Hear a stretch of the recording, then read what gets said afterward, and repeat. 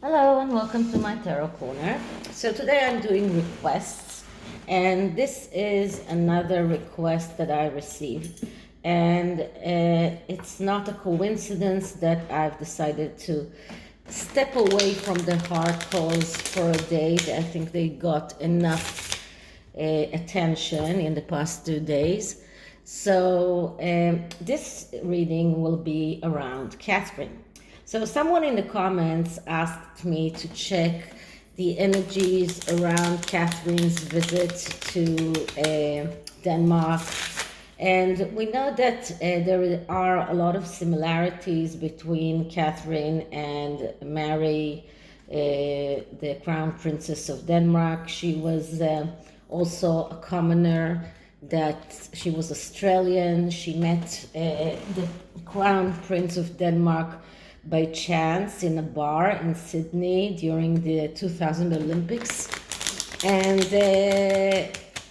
from there, it was like a love story, and they got married. And today she's the Crown Princess of Denmark, and she will be the Queen of Denmark one day. And Catherine is a very similar story. She also is a commoner in a way, and although she grew up in a very wealthy family, but she met William in school, in college and university, and they've been together for a long time before they got married, just as Mary and Frederick, the Crown Prince of Denmark. And both of them are, first of all, they have a very similar taste in clothes. They look very much alike in the fact that they both are brunettes and slender and have perfect body, and they always look impeccable. And both of them are also interested in the same things concerning education, children, everything around that is also something that is very, that is a common thing between Mary and Catherine. So I was looking at what kind of spread I could do, and I found in my book of spreads by Sasha Graham a spread that is called How Others See Me. So I'm going to use it as Catherine the Quarant and see how she is as a person. How does others see her? In this instance, Mary and the Queen of Denmark, who she met also, and how does she act differently when she's alone? How does she behave when people see her? So all of these are questions that I'm going to ask in this spread, and because it is an 8-card spread, and I'm using this small Aquarian tarot that comes in a tin, so the cards are kind of small, so it will be easier to spread them on the table. So let's start with clearing the deck. Once more. Okay, so Catherine, Duchess of Cambridge. What kind of person is she? How do others see her? What things that she projects to the world? What things that she needs to keep hidden? What can she reveal about herself? Catherine, Duchess of Cambridge, and the energies around her visit to Denmark. Okay, so cutting the cards. And the first card is, what is Catherine's inner self? What is her inner nature? And the card that I'm getting is the 7 of Pentacles. Now, the 7 of Pentacles is a tricky card because in a way it is a card of someone who is either had a disappointment or is going to have a disappointment, but in a way he's disappointed from the reality, but is willing to do everything that it takes in order to reach the truth. So it looks like Catherine went through some kind of disappointment, but she is willing to do whatever it takes to get to her inner truth. It doesn't matter what it takes, but this is someone who is very grounded, someone who knows what he wants, someone who is willing to risk even everything in order to be himself. So this is Catherine. She is authentic.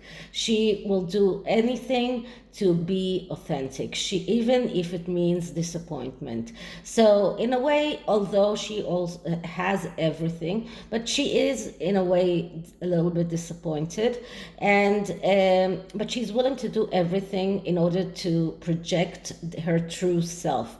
And we know that there has been a lot of articles that criticized her, and even last week I saw, or a few days ago, I saw an article about Catherine not doing as much as she could. So there are a lot of articles that are talking about the fact that she wasn't she wasn't taken in by the queen at first, or the queen criticized her for not doing much. So she had her disappointments, but she is willing to do whatever it takes to get her inner truth, to get her inner self projected to the world. So this is Catherine inner self. Now, how do others see her? And in this instance, how did Mary and the Queen of Denmark saw her? And we get the Two of Cups. So the Two of Cups is a card of someone who is not waiting for others to do the work for him. This is someone who is doing the work by himself. This is the card that is actually telling someone that the querent, in this case, Catherine, not to wait for others to court her, but to be the suitor. And this is why we see here a man and a woman, because it is like a love story. Don't wait to be courted, but be the suitor. But the more profound meaning of this card is don't wait for someone to do the work for you. Do the work by yourself. And this is exactly how she was seen. She was seen as someone who is active, someone who is doing her work, the work that she likes, the work that she thinks that is important. She's not waiting for others to do that work for her. She is initiating things. She shows the universe that she's serious. So she's not a passive person, and this is how she's seen, and this is how Mary and the Queen of Denmark, that I just slipped my mind her name, I think it's Margarita, this is how they saw her, as someone who is active, someone who is who knows what he needs, someone who initiates what he's the things that he wants to achieve, not a passive person. So this is how she's seen. The next card is, how is she different from, how does she act different from the way that she is? And that card is, and I'm sorry that this card comes here and this card comes here. So this card tells us how does she act differently to the world from how she is in her true self. And what we get is the Eight of Swords. The Eight of Swords is, the Eight of Rods, which is the Eight of Wands. And the Eight of Wands is a card of speed and velocity. So Catherine is seen to the world as someone who is very active, very sporty, very a very swift, someone who is doing things very quickly, someone who is doing things in velocity, but also someone who is doing the right things, someone who is acting fast, but she's in the right place at the right time. And this is how people perceive her, but she herself maybe does not feel so much as if she is in the right place at the right time. Maybe she feels that she could do more, but people see her as she is someone who is doing things fast, someone who is determined, someone who is very stable and very she knows what she knows what she wants, and she's going after it, and she's acting right. She's in the right place at the right time. This is how people see her, but she herself maybe feels a little bit awkward. Maybe she feels a little bit like, how did everything fell on me like that? Like, this is not something that I was born to do. But people don't see that. People see her as someone who is in the right place, is in the right time. She's acting fast and acting in doing the right thing. So this is the difference between how people see her and how she perceives herself. Now, the next card is, how does she behave when she thinks that people watch her? And we get the Empress.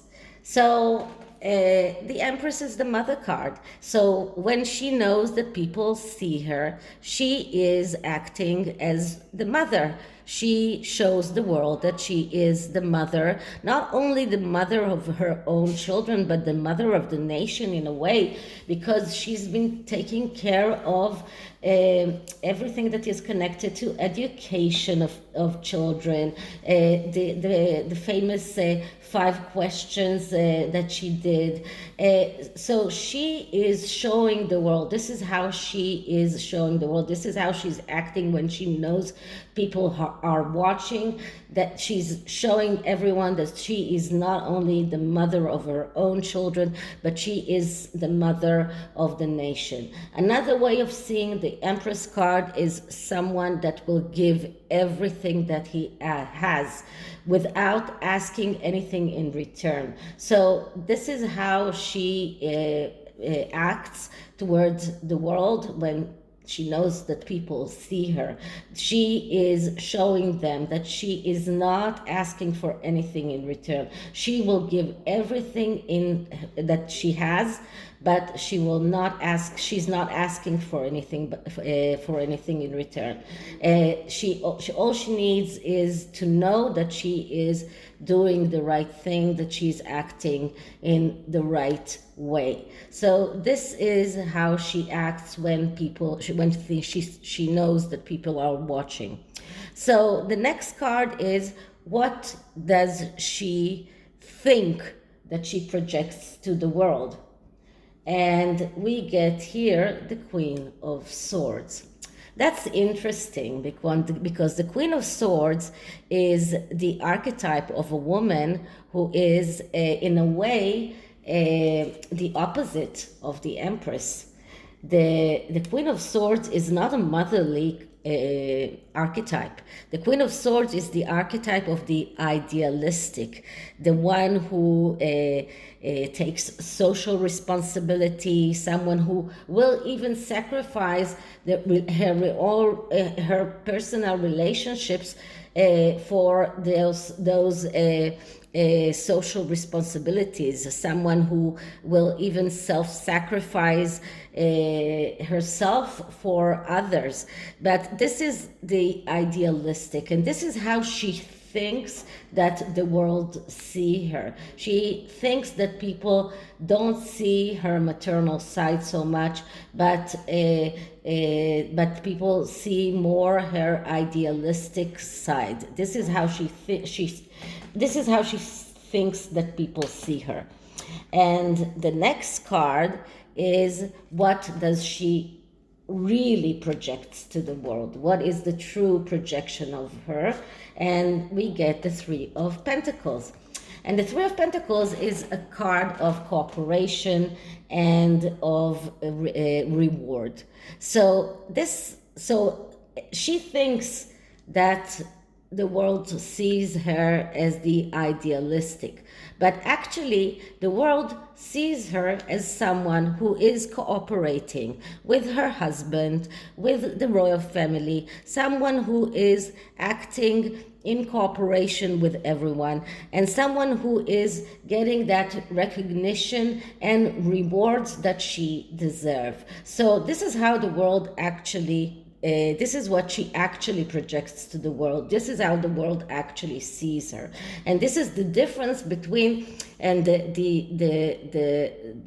gap between how she perceives herself and how others perceives her. So everyone, and that includes the Danish princess and queen, see her as a person who is recognized, a person who gets the rewards that she deserves, and as a person who is working in cooperation with everyone around her to get everything right. So this is the sixth card, and the next card is, what can she safely reveal to the world around her?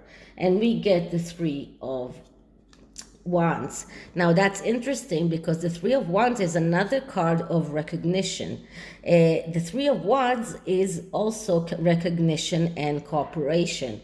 This is a card of someone who already started some kind of a quest in the Wands. In the Wands family of cards, there are quests, and the Two of Wands is the beginning of a quest. The Three of Wands is the first success in that quest. Then we get the Four of Wands, which is a beginning of a second quest, and the Six of Wands, which is the victory and the end of the second cycle. So this is the end of the first cycle. This is a card of, once again, recognition, cooperation. This is what she can safely reveal to the world, that she is cooperating with the royal family, that she is being recognized by the Queen, by Prince Charles, by Camilla, that everyone really understands and values her input into what the royal family does, and her projects and her innovations are very much recognized, and she gets the cooperation that she needs from everyone around her. So this is what she can safely show the world. But what are the things that she should protect and not reveal to the world? And what we get here is the Ten of Wands. It's amazing, because the Ten of Wands is a card that is speaking about overload.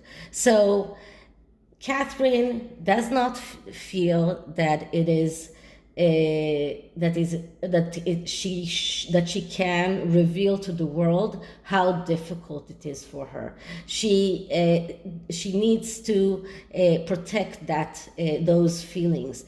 This shows us that all of this, the royal family, the patronages, the work that she does for the royal family, it's a lot. It's a lot to take. It is much more than she thought that she will have to take upon herself when she first fell in love with William.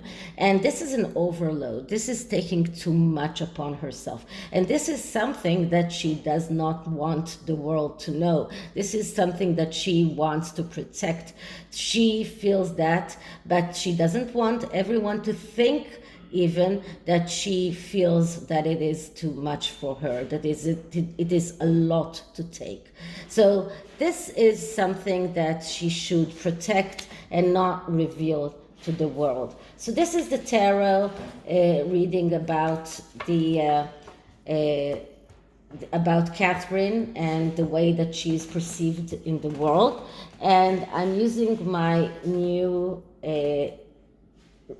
love tarot, love cards, love oracle cards, to see how the Danish royalty felt towards Catherine.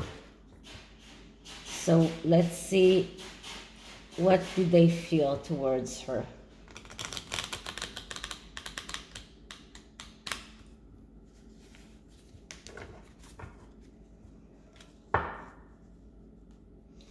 Okay, so first I'm just clearing the cards.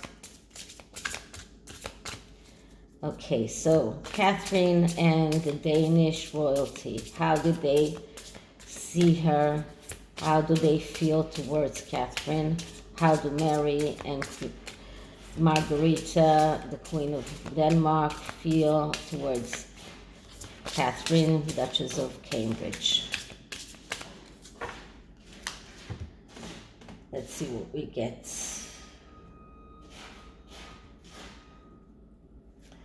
It's been so long since I felt this way.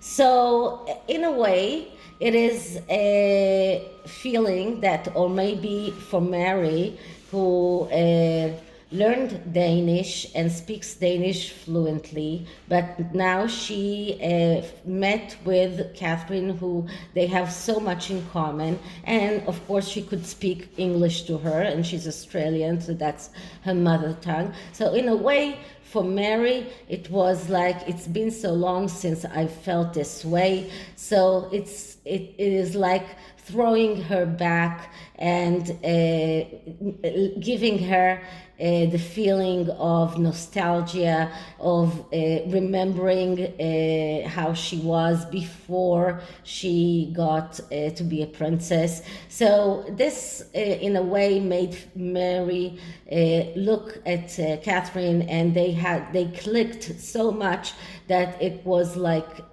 meeting someone who is just like you, and it was like going back to your connections with your friends and your family in what happened in the past. So this is the first card, and the second card is, my poor heart is tearing it apart. So it wasn't easy to go say goodbye. It wasn't easy to say goodbye. It was a very short visit, and it looks like for both sides it would have been better, nice if they could be together for longer than that. So the saying goodbye was really like tearing apart. They really clicked, and they had a wonderful time together. So this is it. And really by chance I saw this in the comments, but next time, if you want a reading, please write me an email. You can see my email in the description box. And I hope you liked it. And if you did, please like, subscribe, hit the notification bell. And tomorrow we'll go back to the oracles. Bye.